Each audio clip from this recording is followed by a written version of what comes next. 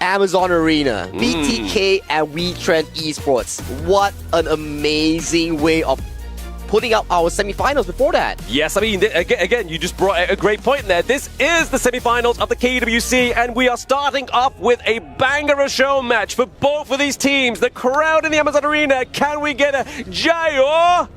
Jayo indeed coming in from both these two teams here. WETRND Esports with BTK, who will come out on top into this show match as we see an early rotation here will be committed from the side of the WETRND. Yeah, very heavy presence into the mid lane here. Oh, catching a cannon blast there onto 3. I mean, we don't normally see that within a competitive match, right? I mean, that was definitely some good odds here for the side of WETRND. You don't want to be taking these cannon blasts. Look at that. That's a 3-man cannon blast 2 times in your face here. Yawi, he's not missing any of these shots. He's not missing any of these shots. I mean, right now we are seeing a little bit more kind of like a familiarity here with just like normal competitive games. They're definitely taking this one serious. Like you were saying, Sagi, in the introduction, pride is on the line. Pride is on the line, and of course, all 10 of these players into this series, they are not any strangers that we are talking about. They are MOBA game veterans here. So definitely, HOK is definitely something that they picked up, and they are extremely good at it right now. Yeah, we just getting the cannon blast there onto Shark. I was able to phase check him, do a lot of damage, but Shark was actually not punished there. We were seeing that Doggy was actually not too far into the lane to get that catch with that amazing AoE from the Hue-1.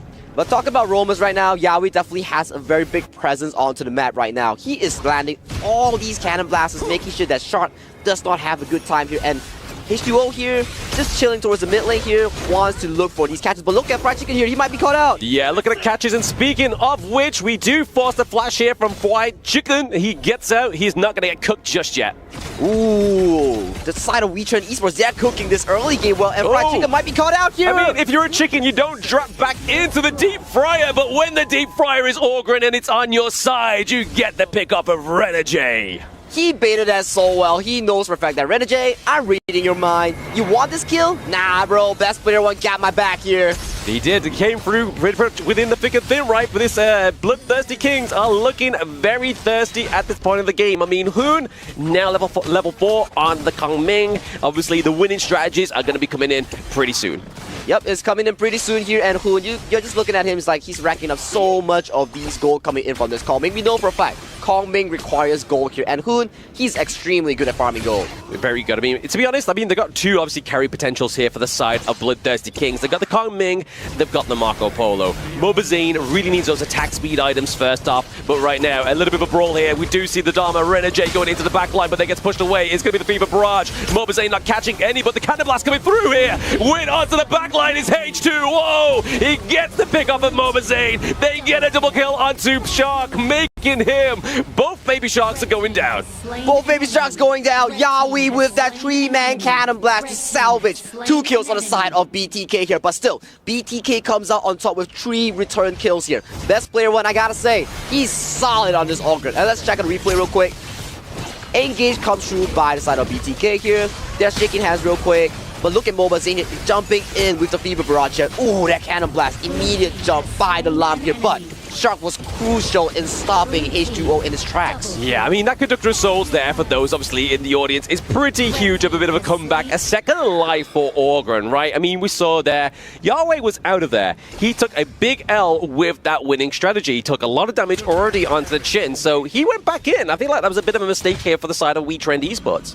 Ooh, they are still warming up their hands, as we might say here. It's still a warm-up session coming in prior to the 4th minute mark here. And look at the setup here coming in from Shark here. He might be looking to catch up specific players here, but Ultimate comes in from the lamp, pushes the Ogren towards the tower here. But best player one, he's tanky, he's an Ogren, he walks out safely. Walks out safely, and we see here the bot side of the map, BTK looking to take that T1 before they even go for the Tyrant objective. We do get the Mulberry Power onto Yahweh. He's able to get out, Cannon Blast onto 2. We do see Renegade into the back line, he catches Hoon. This is trouble for the side of BTK. They just lost a lot of damage. They're looking for a little bit more. I think inside the box being committed a little bit too early there. We do get the push away onto Fried Chicken. The flash being expanded here, and they are able to get out, but best player one is committed to try and get some kills, get a bit of revenge here, and it's going to come back in the form of Sumpback.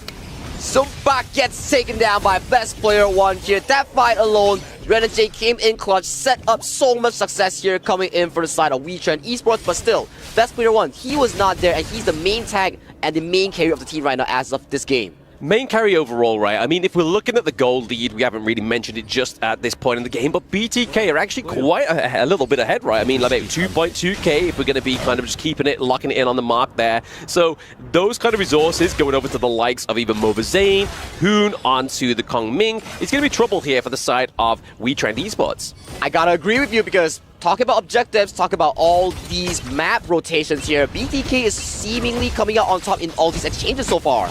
They are coming out on top of the exchanges, but I think it's just down to best player onto this Orgren. Orgren being such a tanky, sustainable pick, especially, like I said, the Conductor of Souls. His ultimate is going to give him that second lifeline and a lot of shielding, a lot of HP regen. But right now, we're going to be looking here for WETRND, trying to get some more scores on the board, making a trend onto the Gorge. The trend onto the Gorge right now seems to be an upward hill for the side of BTK as they're scaling extremely well in terms of the gold lead here. So, if you're WETRND Esports, your first idea is to think about how are we gonna melt this Orgren, because you have not enough damage so far coming in from the side of WETRND. Not enough damage, but the unending sorrow there is going to get Doggy out of that team fight without taking any L's anymore. But we are seeing a bit of a teleport down to the bot side of the map. We do try here with H2O, trying to get that T1 takedown, but now best player, Fried Chicken, on top of him. Can he get the death blow to get out of there? But the execute comes through. Slice and Dice gets caught out. Best player one executes H2O onto his lamb here. And once again, the red buff, the objective coming in from the side of WETRND Esports gets invaded once again. They get invaded once again. I mean, this T1 looking like it's going to be the takedown here. What an impressive Fever Barrage, but it gets caught by Yawi. The control here for the side of WETRND Esports is not going to be enough to keep that T1 alive. Beautiful stuff here coming in from WETRND Esports. The Renegade Yawi synergy here. 3-man lockup into a 3-man, multi-man knockup. Check out this replay real quick. Okay, and then Sora burns through by Doggy here. All members get engaged. But look at this engager. Beautiful 3-man combo coming in from the Renegade Yawi synergy. Yeah, beautiful. I mean, best player one there, obviously coming from the back line, was brilliant. There we go. You can see Assassin Dave. He's happy that the NA representatives are being very well played here onto this best of one. But, I mean, they're able to keep that 2k gold lead literally in their midst at this point in the game. But 2k is not that far. It's not a big lead to have at any point in the game. It is indeed not a big lead, but that's the competition we're talking about. Even if it's a show match here, both teams are putting all that they have to really cement themselves towards this game here, because look at both these two teams here. They are not anyhow playing the game. They are committing resources, rotations, and look at the map right now. Yeah, I mean, the map overall obviously is going a little bit kind of like topsy-turvy for both of these teams. We see a bit of a push into the top side of the map, which obviously WETRND already had the priority because they took the T1 already. But more importantly, BTK got that T1 into the mid lane, as we know is going to open up the jungle of WETRND Esports. And that's the trend, right? Best player, well, look at him again. He's constantly invading H2O's jungle. We know for a fact that if you're an assassin jungle like the Lam, you require so much of these resources. But best player one, he's doing such a great job in managing and making sure that H2O, you're not getting any resources at all. Yeah, I mean, speaking of resources here, it could be potential here. Shark just using the Ride the Wind to get into the brush there, keeping himself alive. But we saw, obviously, looking at itemization, Mobazane's got those 2 core items for the Marco Polo, right? The Doomsday, the Sparkforged Dagger, but what they don't have is Hoon going into this team fight. The Mulberry Power doesn't connect onto Doggy. He's able to use the Unending Sorrow to get himself out of there. Renegade coming in clutch with all these moments, right? He's always finding these flanks onto the key target, especially Hoon. I think that's the 3rd time so far that Renegade found these successful entry angles, especially onto Hoon. Yeah, I mean, they're finding great angles into these team fights, right? Like, getting the pickups onto Hoon, I mean, it's good for the side of WETRND Esports as they get into these team fights. But now, you're just seeing the Fever Barrage into the backline being committed there, forcing the flash away onto Songpak. Songpak gets taken down. We are seeing Doggy and Renegade. They're a little bit too late to save that T2 into the bot side of the map. But here we are. BTK really putting pressure into these side lanes. What was Zane's damage calculation on Marco Polo was so beautiful that he knew for a fact that if he hit all that barrage onto the spell 1, he could have executed Songpak, and that was played perfectly. Played perfectly indeed, and they're looking to go over the Azure Golem. Yawi tried to get the Cannon Blast to try and secure it for the side of WETRND Esports, but it just wasn't enough. Doggy taking a lot of too many shots from the Splendid Revolver for my liking. Oh yeah, that is definitely something that you do not want to be happening right now. And look at this once again. H2O might be caught out by the situation. He gets executed! Oh no! I mean, when you're thirsty, you need H2Os. And onto the side of WETRND Esports, they're thirsty for the gold, but they are against the bloodthirsty Kings. So there's a lot of thirst onto the gorge within this best of one. And a lot of pride on the board. The winning strategy being commanded there onto the side of WETRND Esports to keep them away from the T2 and get the takedown here for BTK. Ooh, BTK having an extremely good game so far coming into this game, especially in SHOWMATCH here. They are controlling the gorge, making sure that they mark their stamp onto the gorge. Right now, they are going towards the Overlord here to secure this objective for further wave control. They're trying to get further wave control. Obviously, we normally see at this point of the game where the team that is ahead in terms of obviously priority in the lanes like to go for the Tyrant, but here BTK is going to try and go for a bit of a different strategy. They're going to try and maybe get that pressure into the top side of the map because they've already got all the way to the high ground turrets at least 2 out of 3 lanes. I love what Fried Chicken did exactly there. He knows for a fact that, hey, I'm not needed at the Overlord. I'm just going to be man-marking this Tyrant, and if they sneak it, I'm going to be causing them lots of pressure here, and that is exactly the case. Fried Chicken, pretty good job there. Very good job for a Fried Chicken. For a chicken that has been cooked, he's doing very well, right? He's actually got quite a lot of awareness for something that is going to be food at this point in the game. But we saw there with the gold shot that obviously 3 of the side of BTK are rocking the top 3 there. So really, the side of WETRND Esports, they need to stunt this growth. They indeed need to stunt this growth, especially as the Overlords and Vanguards are slowly marching towards their base right now. They have extremely high wave pressures coming in from all 3 lanes. But tier 3 already going to the hands of BTK as of this point.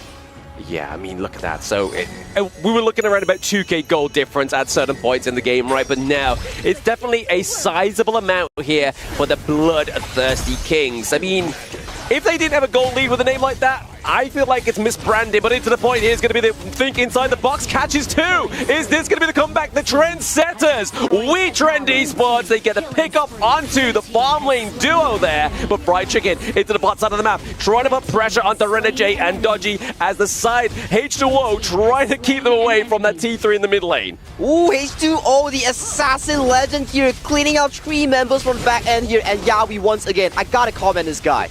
He's landing so much crucial engages here, and look at Renegade and Doggy. They're desperately trying to defend this tower, but they get engaged on the best player 1. He stays alive, but he gets taken down. Oh, Fried Chicken, can you do it? The second wind here from Fried Chicken on the Byron keeps himself alive. The sustainability, he's looking to try and just keep those minion waves coming through into the mid lane, trying to get that T3, but hey, I mean, there's a good time to get out of there, and that was it.